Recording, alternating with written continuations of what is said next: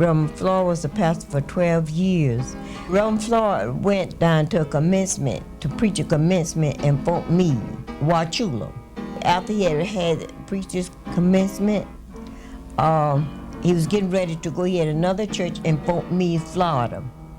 They called his sister to this church. And he went down there to preach this. And as he was getting ready to go to Baptist Training Union, he fell with his stroke at his car. They let him stay down there 3 days, and then they sent Clark, the funeral home on 7th Avenue, to bring him back in and put him in Mercy Hospital. Reverend Floyd deceased at Mercy Hospital. And then we were searching for a preacher. Reverend Deacon Hunter and Deacon Church was on that committee. And there were several pastors that went to Deacon Church and Deacon Hunter to ask for that pastoral. We had several ministers coming in preaching, and Reverend Gordon, he preached for us for quite a few Sundays there. We narrowed down to 2 candidates. Reverend Gordon was one of the candidates, and he was a pastor up in Safety Harbor at that time. When the voting time came, we had to vote twice because some of the members, which I won't call name, was dissatisfied at the time when we had called him. When Reverend Gordon was voting in, I just had my baby. My baby was 2 weeks old, and Sister Julia Gibson came over and asked me would I be able to go out that night.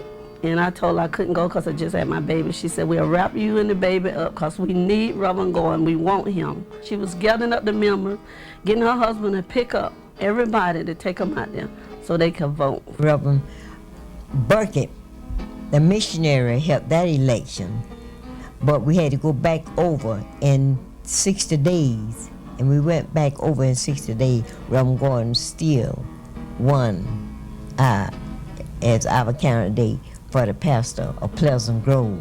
In October, I was called one Friday night in 1958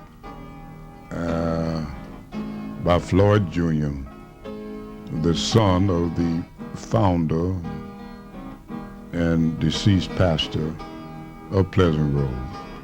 In fact, Pleasant Grove have never had but 2 pastors, and that was the late Reverend Floyd and myself. Well, his son called me that Friday night and said I was selected by the majority of the Pleasant Grove Baptist Church. And I thank God for that.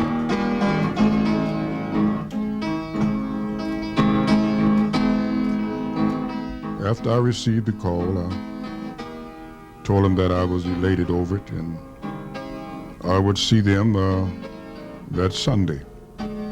So I came on out that Sunday and made a verbal acceptation that I would serve the church as long as the majority and I could agree. I heard him say, well, preach the word, preach in the season, preach out of season, preach when the Lord is there, preach when the Lord is there, preach when they're saying amen, preach when the Lord is asleep on you.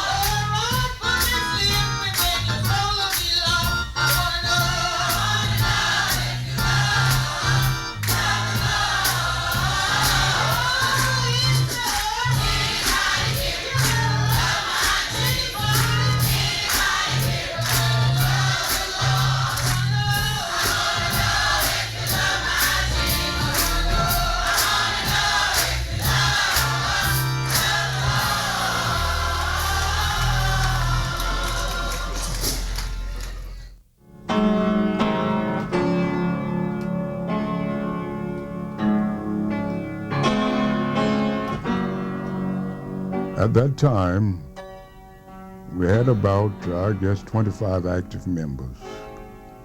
Well, they had a little more of that on roll, but they just wasn't attending. But it was 25 active members. We had #1 choir, and I think we had a junior choir.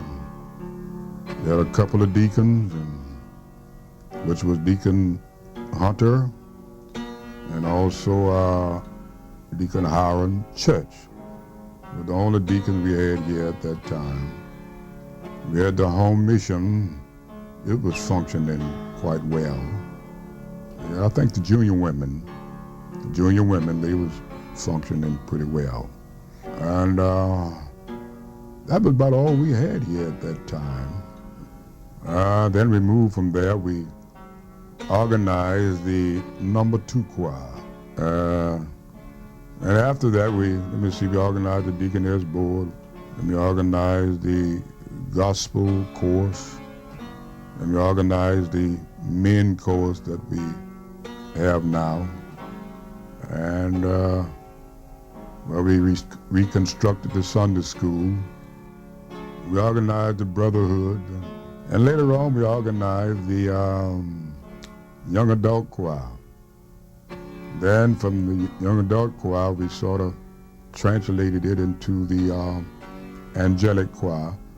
The Nurses Guild, now the Hospitality Club. And we organized the Pastor's Aid Club, and we used to have a Pastor's Aid Choir, but we sort of phased that one out because we was getting too many choirs on hand. More choirs than we had Sundays from the service. And there you merged with the mass choir, and that made it a little better.